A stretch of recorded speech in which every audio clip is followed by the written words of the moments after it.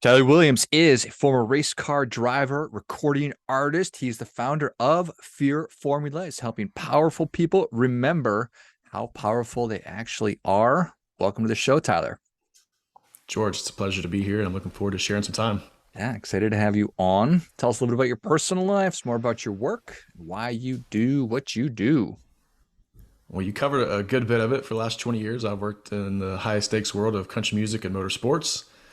And the kind of behind the scenes, I spent the last decade helping entrepreneurs, small business owners leverage the power of their voice, helping them embrace their fears, and step into what I call starting fires that turn into symbols of light for the community around them. I'm 6 weeks as a new resident of Charlotte, North Carolina. I just moved here from Nashville after 5 years of being in the country music scene, living in Franklin, Tennessee. I'm Atlanta born and raised, so Georgia is home for me. I've moved quite a bit, but I haven't ventured too far from home. Had a little stint in the University of Georgia for college way back about 20 years ago. And out doing work in the world that really lights me up by helping people tap into the internal experience so they can go affect the external world. I love it. So, what's scarier, performing on stage or driving a car around a track? The exposure on the stage is a little more fearful for me because it's a little more vulnerable. The race car, even though you can physically get hurt, you're in a cocoon. People can't really see you very well. You've got a helmet on, and so the stage work is certainly creates a more fearful experience for me. How about enjoyable? Racing is more enjoyable because of that aspect. I can hide in the race car where my core fear still is around being seen, which people laugh at because they see you on the stage as a speaker, as a singer, and they know you've raced cars and you've been on TV and radio. You do all these things, right? And I still have this fear of being seen. So the stage work lights me up. I love it, but those moments before creates a little more fear than strapping into the race car. Fascinating, right? Yeah. Huh. Cool. Not cool that you have a core fear of being seen, but Right. I think you get the idea. How did you Well, tell me about core fear and how you figured out what yours is or was? I can go back to middle school, and I performed as 11 and 12 years old at the Fox Theater in Atlanta. 4,000 people in a week's run of Joseph and the Amazing Technicolor Dreamcoat. The choir I was in was selected to perform, and that was a moment where you're loving life. You're getting to be on stage. You're with your friends. You're as part of this big production. And towards the end of it, you realize people do this for a living. I want to do this. I want to perform. It doesn't have to be Broadway. It doesn't have to be musicals. I just wanted to be on stage. I love the feeling. Fast forward a couple of years, I'm at a house party. I'm the lead singer of this band we put together with some friends. We show up. We didn't practice. And when you don't practice anything, there's oftentimes that it just doesn't go well. And so stepped up to the mic for the first song. And I don't know if you've ever been in a car and you're singing a song and you think you know every single lyric. And then you turn down the music, or like the song fades for a second because you run through like a tunnel. And all of a sudden you're like, wait, I don't know any of those words. I was just saying something of nonsense. That's kind of what it ended up being. The intro came in and I totally missed the mark. And my friend on guitar looks at me, kind of gives me that side eye, like, what are you doing, man? Like, you're messing this up. And I just panicked. I didn't know what to do. We finally got into the song, but again, about the second verse, had another panic moment. And I just walked off stage, not knowing what I should do or could do even. Because if I didn't know the first song, I certainly didn't know the second. I turned around, stood in this doorway watching my friends continue to play. And it was with a group of friends. The girls I was trying to impress, the buddies, I was trying to look cool in front of. And in that moment, I made a decision not to perform in public for over 10 years. Hmm. And so I didn't carry that every single waking moment of every day going, man, that was the moment. This is awful. This is my life. I'm destined to be, less than or awful. I just know I didn't want to experience that again. And it wasn't until I started doing some personal development work and growth that I realized that was a pivotal moment where I made a vow to never do something And I stuck with it because I didn't want to feel the fear, the shame, the embarrassment.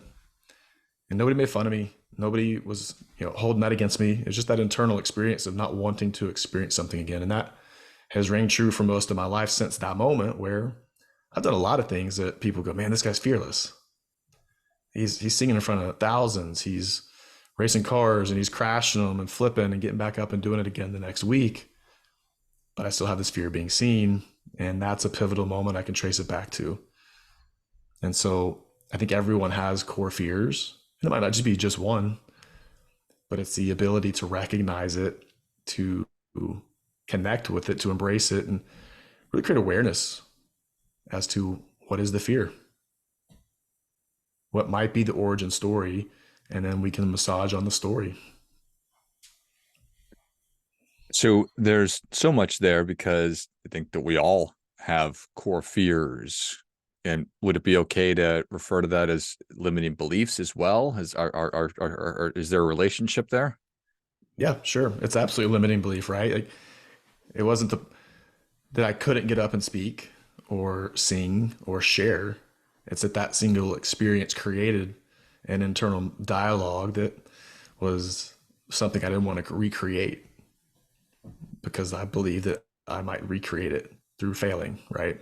Forget the words to the speech, or not know what to say next, or get up and try to perform again and forget the lyrics. All those is just a set of beliefs around something that happened in the past, right? Mm-hmm. And whether it's little traumas, big traumas, little fears, a major fear experience, we can recreate and rewire that experience with a new message should we choose to do the work, right? So how do I know? How do I know if it is something when I was a kid that I've been now hiding from for decades? Taking the time to do the work, to take the moments where you're feeling that fear and tap into it, to begin to ask questions of it. Often when people start getting close to it, we've learned to disassociate, disconnect, and numb from it. And so we pull out the phone and we scroll, or we're pulling out the drinks, or you might turn to sex, or you might turn to drugs, or you might some kind of vice, right? It might just be workaholism, something to distract from what's actually happening within the body. And so we can do all the mindset coaching we want, but we also have to think, what is the body doing? Are there sensations in the body? Is there a specific location where we're feeling a certain pressure or tingling? And we're able to slow down and ask the questions of what's happening. We kind of breathe into the moment and start uncovering where might this have originated. And maybe it is a singular moment that you are very clear on this day, this happened and I know it. And there's other scenarios where it's not as clear of a picture. It's maybe a faint memory of like, this may have happened, but I don't know. And the mind can be tricky, right? We can create stories that maybe there's truth in it, but we don't totally know. And so it's getting into the story and what is the meaning you're making of the story. And that's when we begin to tap into conversation around fear. What's the meaning that of the story we're telling ourselves? I'm saying that wrong. Certainly the meaning, so there's a story, and then there's the meaning of the story. And when we begin to take the time to create awareness around it, what is the events as they happened, and then what is it that we make of the events? Those are two different experiences. Got it. That so when I become when I start to engage in this kind of work and I start to do this exploration of in this situation or these situations, not only do I get nervous intellectually, but my body actually I get tense or the hair on the back of my neck or whatever. It's this fear, this manifestation of the way that I'm feeling or perceiving is happening.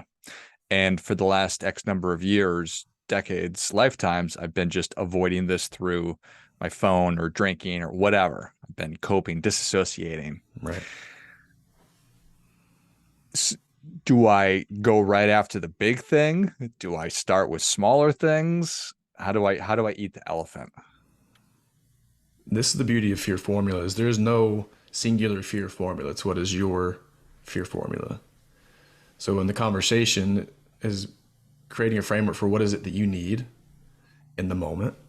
You may be ready to dive in and tackle the biggest elephant in the room. You may be primed and ready. Your body, your nervous system, you've either done enough work already or you're just in a state where you can move into big conversations and experiences. Or you may be in a place where the amount of overwhelm, the amount of stress, the state of your nervous system is in override. And to jump into the biggest, most audacious conversation that you've ever had around your fears, or simply just what's going on that you've never spoken about potentially, that could trigger you to a state where we're not going to accomplish a lot. And so in our conversation would be a discovery to have the awareness of where are you today? What have you done in the past forward? And that gives us a framework for what works for you in an effective way. And it may just be as simple as starting with journaling. It could be, hey, pull out a journal and write for 5 minutes, just what's top of mind. Stream of consciousness, put it on paper so we begin to create a gentle awareness, right? Maybe you're someone who needs some meditation, so we spend 5 minutes in meditations. Maybe it's a 5-minute grounding where you're placing a hand on the body to feel the physical sensations. You said if there's tingling, let's actually connect to that. You might be somebody who's ready for some pretty significant breath work. And so we take you on a 60-minute breath work journey and really activate the nervous system and then prime it to call you back home, to help you remember how powerful you are without necessarily having to do a lot of talk conversation. Let the body do the work. So there's variations and degrees to which people are ready or not ready. And we try to guide through in a way that is going to help transmute the energy into momentum rather than a state of freeze. So it is a function of I don't need to attack the thing head on, but I need to look at it and start addressing it, even if it is in little things. Absolutely. Small ripples move mountains. And so we don't have to go and jump on top of the mountain right out of the helicopter and say we conquered, right? We can start the journey and spend some time moving forward. We might even just sit by the river at the base of the mountain for a little while.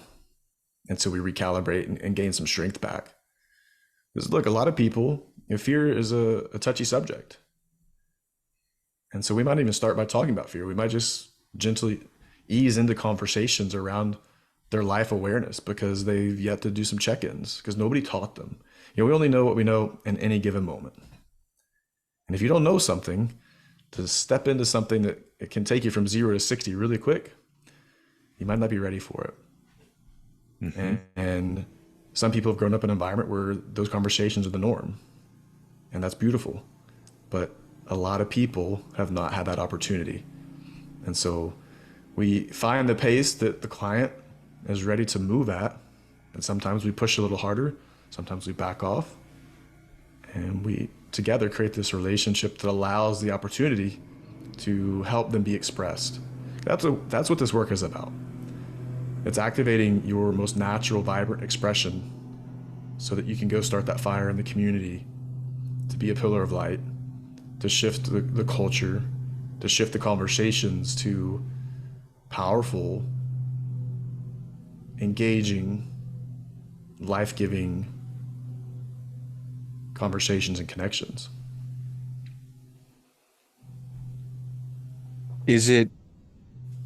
Change is really hard, and I'm doing what I'm doing and it's brought me here, right? And so I could just keep doing what I'm doing. Is it a function of how important is it to think about that? Am I interested in becoming an example of becoming somebody who's making an impact? of thinking about that version of me that I'm really interested in becoming that will pull me through the discomfort of facing my fears? I don't think we often, we think of change. I don't think we drastically become somebody different, especially overnight.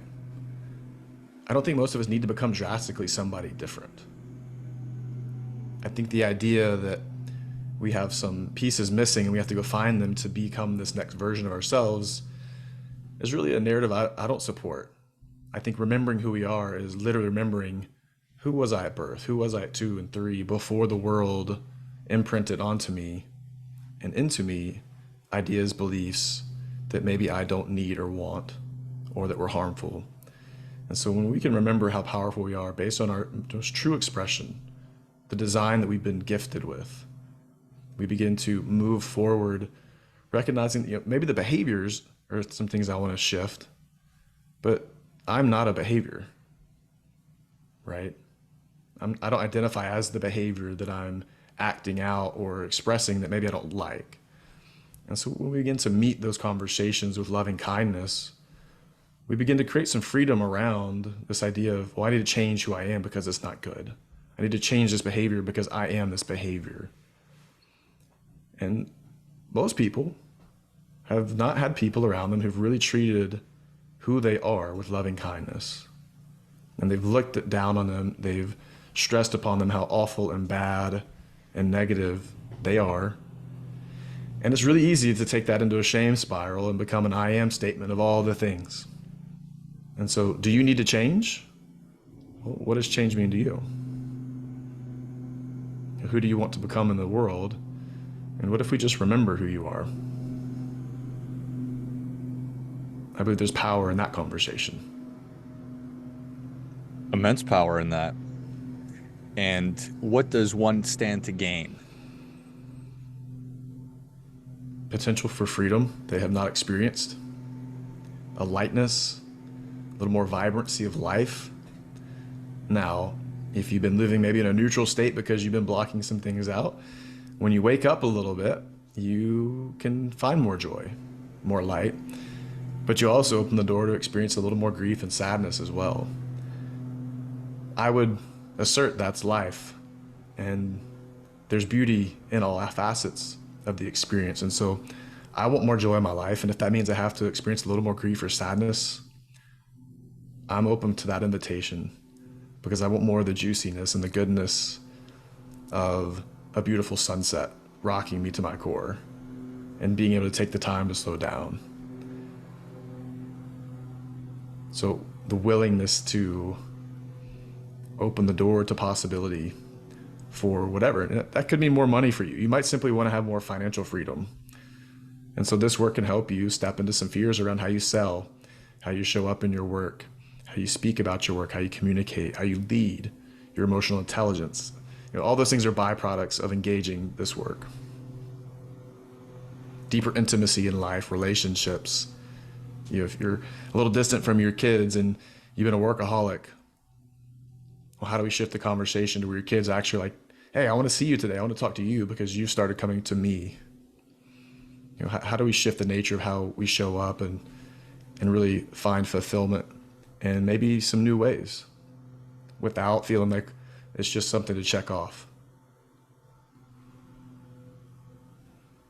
When you open the door, you're opening it to new potential, like more joy, happiness, energy, but also scary stuff, fear, pain. Um, And I make no promises of what is on the other side of the doors you open, but it's the willingness to say, there's got to be something more. If you're feeling flatlined, I've worked with a lot of 7-figure business owners, and they're pulling in $250,000, $500,000, $750,000 personal incomes a year.